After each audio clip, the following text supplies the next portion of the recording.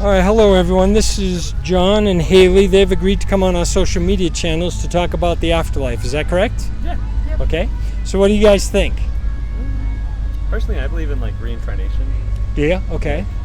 Like your soul will go into another living thing. Okay. What about you, Haley? I believe it's a very crazy process that doesn't involve time. Kind of like once you die, you're in this place that's not time. There's no time. And There's no time? You go back to living. I feel like everybody lives through everybody. At one point. Okay. We're all the universe experiencing itself. Okay. So that's a little like the New Age type of a viewpoint? Sure. Okay. So as far as reincarnation goes, what determines what I get reincarnated into? I think it's whatever life feels like you're ready to be thrown at. Like your own personal challenges. Okay. All right. So do you guys believe in a heaven or a hell? Sure. Not really. No? Okay. So how do I get to heaven? I don't think it's up to us. It's not up to us? Yeah. Okay. Why not? I don't decide it. I don't know. Okay. I'm not sure. So does being a good person have anything to do with it, or I think following your path is what has to do with it. how do you know what your path is? Doing what feels right. Okay. How do you know what feels right? Like if you gotta pee, you go pee, you know? Or if you have to I don't know, there's some magic moments where people, they sometimes pick up a piece of trash and that affects maybe a kid putting it in their mouth or something. You don't know a kid's gonna go over here, but you picked it up anyways. I see. Okay. So you do what feels right. Okay. So are you a good person? I don't know. Maybe. What about you, John? I think so. You think so? Okay. Can I put you guys to the test? Sure. And all I want you to do is be be honest with me. And this is for you, not for me. So, have you ever lied in your life? Have you ever told a lie? Yeah. Okay. So, what do you call people that lie? Liars? Yeah, liars. Liars. Okay. So, what does that make you? Liars. A human? A human? Yeah. Okay. Yeah. Everybody does it. Okay. But if a person murders someone, they only have to murder someone once to become a murderer, right? So same thing with a liar. If you tell one lie, you're a liar. What about, have you ever stolen anything? Yeah. What do you call people that steal? Thieves. Sinners. Thieves? Okay. All right, so we've got lying and liars and thieves. That's those two, and we're going over some of the 10 Commandments. Okay. Now, have you ever used God's name in vain? No. No? Okay. I don't think so. I don't know if I can believe you because you've already told me you're liars, right?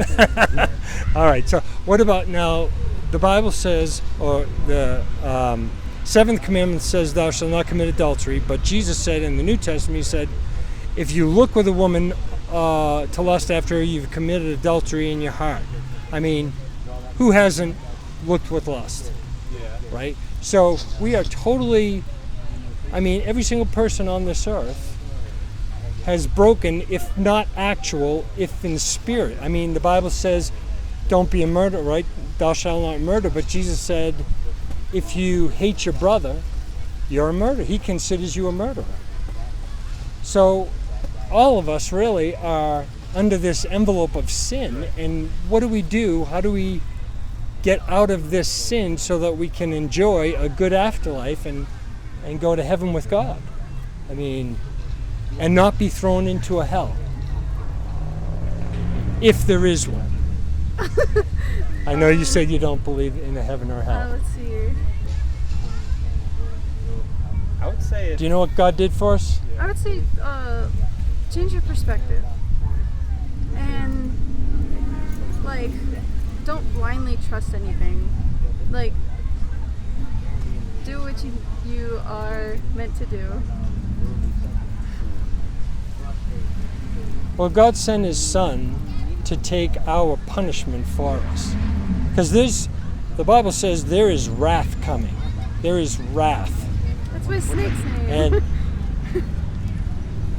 And to escape that wrath, the only way to do that is by applying Jesus' sacrifice and accepting what He did for us, not what we can do for ourselves. See, the New Age and the reincarnation viewpoints think if I'm good enough, I'm going to have a good outcome.